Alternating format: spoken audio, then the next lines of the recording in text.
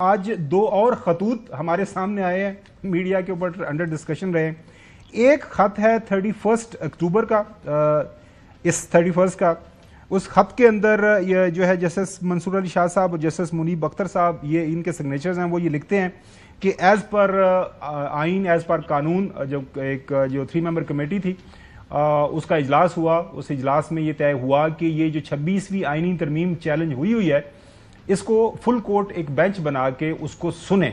और ये उस 31 अक्टूबर के ये जो फैसला आपके सामने आ गया। और उसके बाद एक जो है गुज़िश्ता रोज़ का ख़त है, ये भी 2 मोअज़्ज़ज़ जजेस साहिबान की तरफ से लिखा गया है। इसके अंदर भी सारा कुछ ये एक्सप्लेन किया गया है। और वो जजेस साहिबान ये कह रहे हैं कि हम उम्मीद करते हैं कि ये जो फैसला 31 अक्टूबर का हुआ है, एक फुल कोर्ट बेंच 26वीं आइनी तरमीम को सुनने का, उसको सुन लिया जाए। और हम उम्मीद करते हैं कि इसी हफ्ते उसको सुन लिया जाए। अब इसके ऊपर मैं आइनी मामला जो है वो पूछूंगा हसन से और मोहसिन से। मुझे आप ये बताइएगा, ये आपको लगता है कि आज के बाद ये जो खतूत है, इसका मामला वो जो है हम कहेंगे कि ख़त्म हो जाएगा, ठहर जाएगा, या मजीद खतूत हमारे सामने आते रहेंगे? नकवी साहब देखें, जैसे आपने आईनी बात की, अब जो कुछ भी आज हुआ, ये जो कानून साजी की गई उसके बाद हुआ, तो इसका मतलब है सब कुछ आईनी हुआ। तो अब इसको एक तरफ रख के दूसरी बात करते हैं जो आपने सवाल पूछा है। बात यह कि अब जब सब कुछ आईनी तरीके से हो रहा है, ये इस बहस को अलग कर देते हैं कि ये कानून साजी हुई किस तरह। इस तरफ आते हैं कि अब जो कानून साजी हो चुकी है उसको फॉलो कैसे करना है। अब जब सब कुछ आईनी तरीके से हो रहा है, तो सुप्रीम कोर्ट के जजेस, हाई कोर्ट के जजेस, या अदलिया में बैठे हुए ताकतवर लोग, जितने भी जो जजेस हैं उनकी बात कर रहा हूं, ये सब बैठ के एक ग्रैंड डिस्कशन करें ना, एक ग्रैंड डायलॉग करें। ये आपस में जो ग्रुप्स बन गए या एक टास्क फोर्स बन गया है, इसको खत्म कराने की कोशिश करें। क्योंकि अब इन्होंने देख लिया कि कानून साजी के बाद ये आईनी तौर पर तो कुछ नहीं कर सकते। अब अगर ये मुसलसल आपस में लड़ेंगे तो अवाम में अपनी क्रेडिबिलिटी को खत्म ही करेंगे। तो बजाय इसके कि आपस में इख्तलाफात रखें, बैठ के एक ग्रैंड डायलॉग इस तरह का करें कि जिससे अवाम को लगे कि हाँ जी, कम से कम अदलिया, सुप्रीम अदलिया की हद तक तो चीजें बेहतर हैं। जी अच्छा, मोहसिन, ये 31 को तो वो जो कमेटी थी जिसको मौजूदा चीफ जस्टिस साहब ने बनने के बाद उसी दिन उसको रिकॉन्स्टिट्यूट कर दिया था, और मुनीब साहब को उन्होंने उसके अंदर शामिल किया, क्योंकि जस्टिस मंसूर की ये ख्वाहिश थी कि जब तक वो नहीं आते, उन्होंने खत लिखा था कि मैं नहीं बैठूंगा, वो उस कमेटी के अंदर बैठ गए। अब सवाल यहाँ पे ये पूछा जा रहा है, आपने यकीनी तौर पर वहाँ पे आज सुप्रीम कोर्ट के अंदर मौजूद थे, वकला से, कुछ सीनियर लोगों से पूछा होगा, 31 को तो ये कमेटी जो थी वो उसका आइनी और कानूनी इस्तेहकाक था बैठना और बैठ के फैसला करना। 31 को उन्होंने ये फैसला किया, तो उसका क्या स्टेटस होगा? मतलब देखिए, आपने किसी प्रैक्टिस एंड प्रोसीजर कानून के सेक्शन ऑर्डिनेंस का तहत, हाँ, उसके तहत इन्होंने जो है मेजॉरिटी मेंबर्स ये इजलास बुला सकते थे, और बुलाया, बतौर उन्होंने मेजॉरिटी मेंबर्स इजलास बुलाया। उस इजलास में ये फैसला किया गया कि ये जो 26वीं आइनी तरमीम से मुतालिक दरख्वास्तें हैं, ये एक तो फुल कोर्ट के सामने लगाई जाएं, और दूसरा ये जो गुज़िश्ता रोज़ यानी 4 तारीख से जो शुरू होने वाला अदालती हफ्ता था, 4 तारीख को लगाई जाएं ये दरख्वास्तें।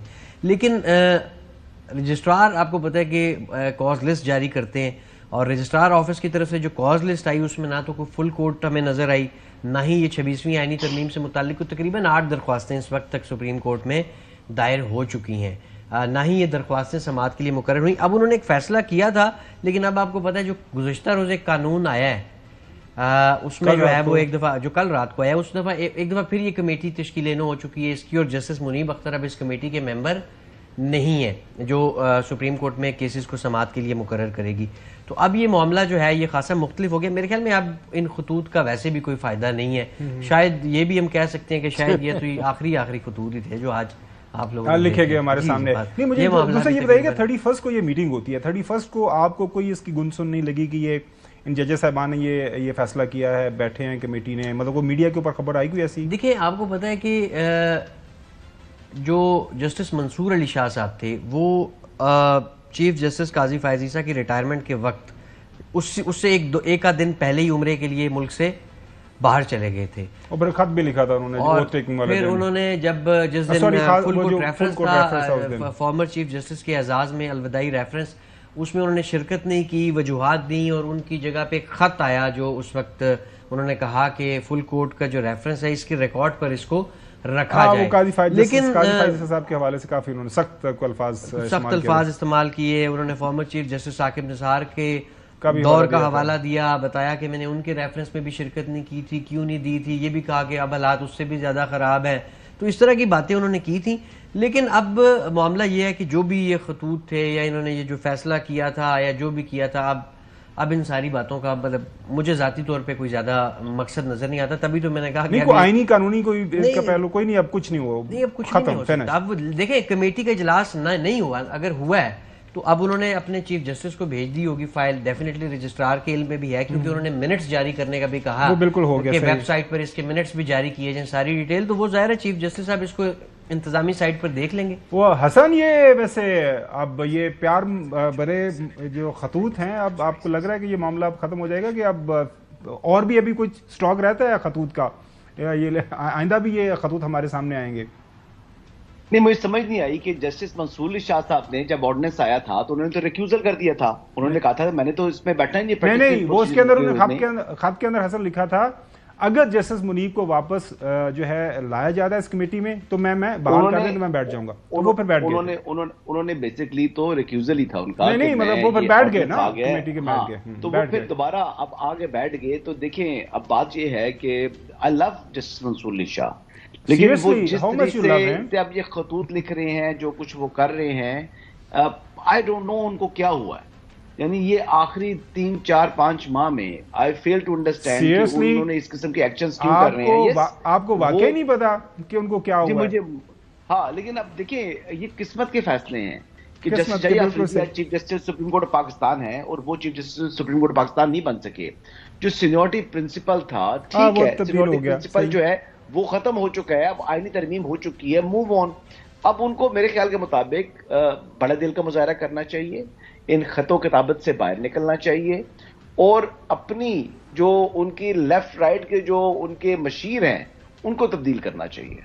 वो तो सुना है कि उनके पुराने रिसर्चर्स भी बहाल हो गए, नए चीफ जस्टिस साहब ने कर दिए, बहाल हो गए उनके रिसर्चर्स। एक रिसर्चर जो इनके थे वो वापस आ गए थे, वापस आ गए। वो डेपुटेशन पर चले गए थे 5 साल से ज्यादा, 3 साल से। अच्छा, चौधरी गुलाम हसन साहब, लेकिन सुप्रीम कोर्ट अपने लिए यानी दूसरे इदारों के लिए कहती है कि डेपुटेशनिस्ट जो है वो उतना टाइम नहीं गुजार सकता। चलें ब्रेक पे जा रहे हैं। अच्छा, ब्रेक पे जाने से पहले चौधरी गुलाम हसन साहब, जो बाकियों के लिए जुर्म है वो अपने लिए हलाल हो जाता है। अच्छा चौधरी साहब, मुझे ये बताइएगा, ठीक हो गया आपकी बात सामने आ गई। चौधरी साहब, ये जो खतूत हैं 31 को मीटिंग होती है तो उसी दिन ही इसके minutes of the meeting issue कर देते कि जी हमने कह दिया है, मतलब कल रात को जब ये सारा कुछ हो गया है, मेला की कहते हैं पर्या मेला लुटिया गया है, आज वो खतूत मीडिया के सामने आए हैं तो उसका कोई फायदा उसी दिन पता चल जाता कि ये हमारा फैसला है, कमेटी मीटिंग हुई है।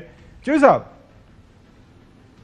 नहीं वो तो कल के लिए अपने लेटर्स बना रहे हैं कि रिकॉर्ड बना रहे हैं। अच्छा, हम इस वक्त तक ये जराइम हो रहे थे, हम उसे पार्टी नहीं है, वेदर यू लाइक इट और यू डोंट लाइक इट। तो आप तो चाहते थे वो एक लाइन डाल के चले जाते इस्तीफे से, उन्होंने कहा नहीं हम क्यों जाए, ये कोई वो रेजिमेंटेशन तो होती नहीं है। अब लाहौर हाई कोर्ट में भी आलिया साहिबा बनी हुई हैं और शुजात और वो नजवी वो है जज, वो काम कर रहे हैं अब।